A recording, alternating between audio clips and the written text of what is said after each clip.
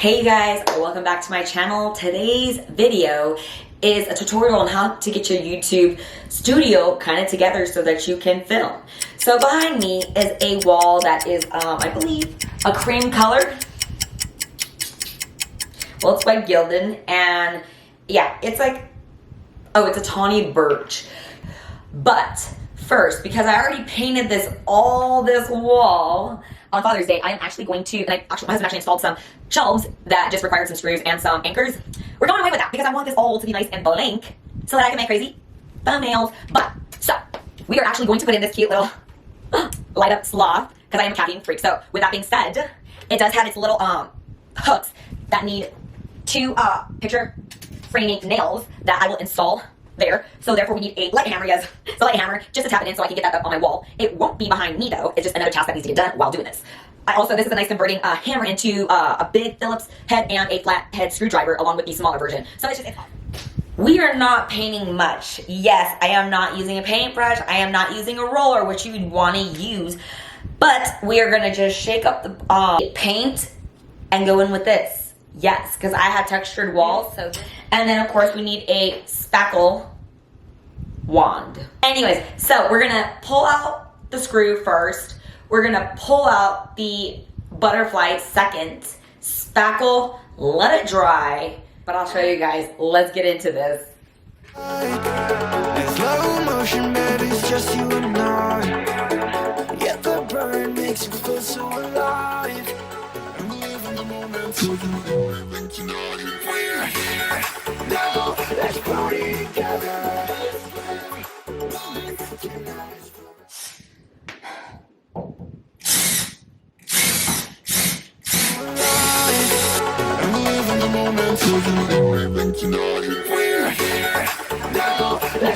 So if you can't get a screw out, just put a little bit of tension on it and just give it a couple taps. You don't want to strip the top of the screw, and that would be horrible. So just a little power can go a long ways, and you don't want to chip the paint on the wall either.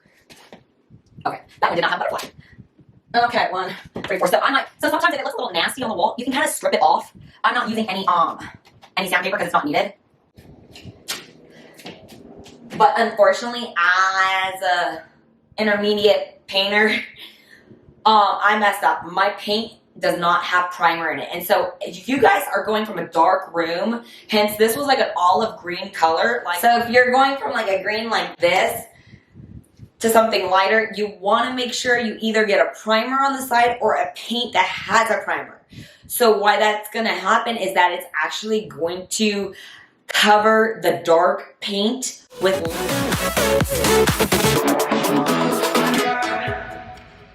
Let the rhythm move us, yeah, baby, take it too far.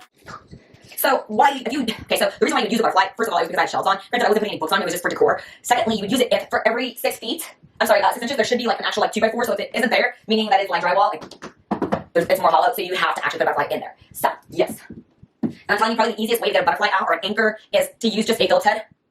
Push it in, kind of get some kind of leverage coming up, and then grab it with the needle nose pliers. So it looks like we're about to have some ugliness going on. Ooh, thankfully that's not in my frame, honestly, when I do my videos. In slow motion, baby, it's just you and I. Yet the burn makes you feel so alive. Second step, we're going to spackle real quick. The better you spackle, the more flat, less sanding. So you just kind of like want to rough it up and kind of get all that junk out of the way, dust. And if you're, like I said, starting fresh, I would definitely recommend a TSP wipe down, primer, and then paint. Unless if you have a 2-in-1 primer paint, you just go in and paint. Oh, and this is how that spackle looks like. Looks like bubblegum. Grab it on the corner, and then you just kind of force it in. You can also, once you're done spackling, In slow motion, baby, it's just you and I. Yet the burn makes you feel so alive. so this is like a really huge hole, so I'm just grabbing a whole bunch and then just dragging it across. And then there, that is. You only want to drag it a couple times because then you start to get too much going on. So I would recommend after you are done spackling, you can do a warm cloth and just give it a quick wipe and just blow on it just to dry it before you paint on it. And that's pretty much it. It's water soluble, so you can just rinse it off. Well, the spackle's drying. We're gonna actually just do a quick clip into this guy. Honestly, there's just too much. This is what you wouldn't want for your background if I'm speaking to you, and plus you're so close to the wall that it just looks like you got a sign right behind your head. So all my decorated wall is right where I leave decorated. Right there. And there and all in there. So that's my decorated wall. And decorated wall. So you don't want your wall busy, so I don't record here, and plus it's not even comfortable to be on my couch. But so I think I'm just gonna put him right here. Nothing crazy. So especially with something like this, you definitely want to put in one nail, and you want to direct it when you're doing into drywall. You want to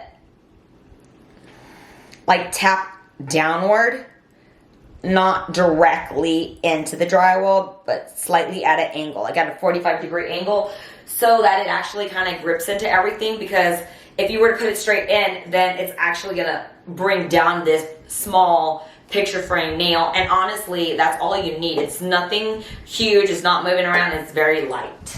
So I'm just gonna eyeball it, honestly. It doesn't have any particular place to go.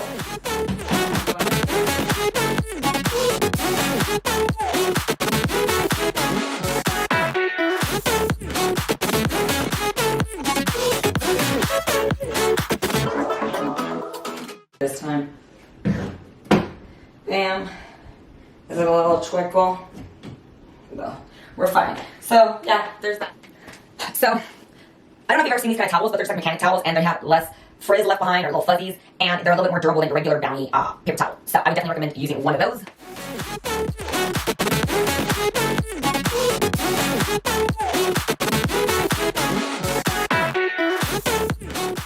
But make sure when you are grabbing your gallon of paint that it does have a primer in it. If you're going from like a white to a beige, I wouldn't suggest paying the extra like 13, 14 bucks. Just get the regular paint. But if you're going from like a light green to something lighter, yeah, get the primer. I just work from the lid. I'm trying to be careful because I don't need a drapery that I think of, but what we're just going to do is just go in with a little bit of paint. Acts kind of like as a paint tray, and we're going to just dab.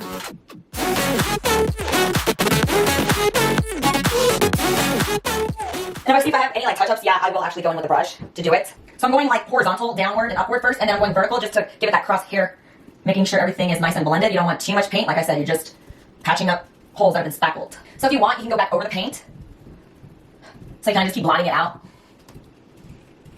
Just kind of blending it outward. And let me tell you guys, paint does not cover up holes, so please, for the love of God, do not use paint to cover a hole.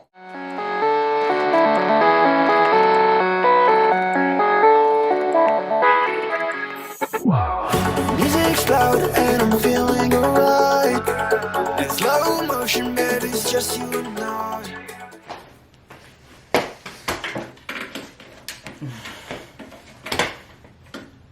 So there you have it, you guys. Hopefully you enjoyed that tutorial, how to pretty much turn a blank wall into a Picasso's work. So hopefully this gives you guys some ideas on how to start up your own channel. Yes, I'm still building mine and I'm always learning, but guess what? It's a fun learning process. Take care, subscribe, and Fit Greek out. Bye.